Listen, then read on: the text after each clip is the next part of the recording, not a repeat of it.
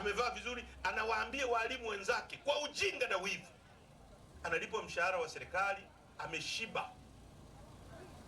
Kama yule mkuu wa mkoa wa Dar es Salaam amekuwa kama mke wa mfalme Louis wa 16. Watu wanaandamana, wana njaa kule Ufaransa, wanadai mkate, mke wa mfalme anashibe, anauliza wanaandamana kwa nini? Eti kwa sababu ya mkate. Akwambia si wale hata keki. Sasa mtu aliyeshindwa mkate ataweza keki kweli? Ndugu zangu, shibe.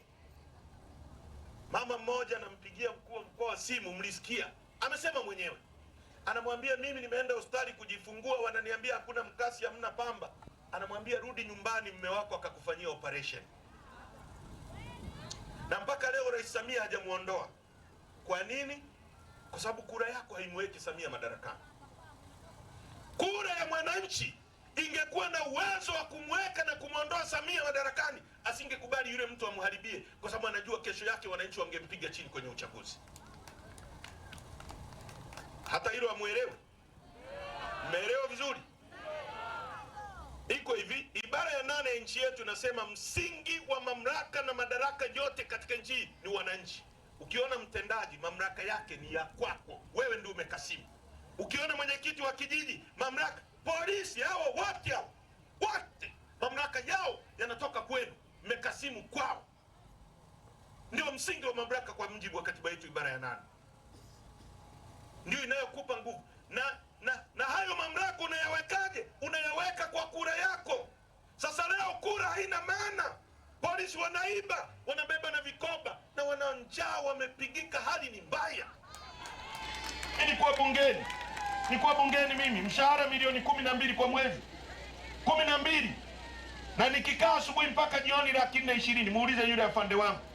Na ukiwaona hawa, hata uniform siku hizi ni kama wanajishonea wenyewe. Ndio maana unakuta nyingine kijani kibichi hivi, nyingine sui kaki, kwa sababu CCM wanawatesa. Unanielewa vizuri? Na sisi tukiingia madarakani, sio kwamba tutatafuta askari nchi nyingine, ni hawa ndugu zetu, lakini sisi tutawabadilishia. Tutawapa mshahara mkubwa, tutawajengea nyumba, tutafanya nao waishi vizuri, kwa sababu ni watu wa muhimu kwenye jamii. Uongo kweli? It's a noble job. This is a noble job. Tulipokuwa tunakuwa, ukiulizwa unataka uwe nani, mwalimu au askari? Uongo kweli? Leo wamedharaulishwa, hakuna mtoto anatamani kuwa askari, hakuna mtoto anatamani kuwa mwalimu, kwa sababu wanateswa na wao. Wamehusika leo, serikali inaiba uchaguzi kutumia wao, inabeba vibegi vya kura kutumia walimu, inawatesa. Mnatumika kama mawakala wa kutesa watoto wenu, mnatumika kama mawakala wa kujiumiza. Sasa sisi tumesema hatuendi tena kwenye uchaguzi wa hovyo namna hiyo ambao utaenda kuibiwa kura. Tumekuja na kitu kinaitwa no reform no election. No reform, no reform, bila mabadiliko hakuna uchaguzi. Jambo la kwanza amesema Dr. Slaa, tunatembeza fomu ambazo tunahitaji saini za watu milioni 15, na hata askari saini, mwalimu saini. Kila anayechukia wizi wa kura katika nchi, weka signature yako na uandike mwenyewe na kalamu yako na namba yako ya simu na signature. Tukipata saini milioni 15, tunazipeleka Umoja wa Mataifa kwamba Watanzania wamekataa wizi wa uchaguzi. Tunataka sheria kwanza zibadilike ili tufanye uchaguzi fresh. Sasa jana pale Mtwara nilitoa mfano Lindi, kwamba hivi inawezekanaje katika mechi ambayo Simba na Yanga wanacheza, alafu refari akawa Haji Manara? Hiyo mechi nani atafungwa?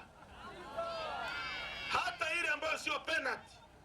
Manara mimi namfahamu, rafiki yangu, amenipigia simu asubuhi, najua atatenga kwenye kitu, utapigwa rafu katikati, anasema penalty pale, niguse nimalize mechi.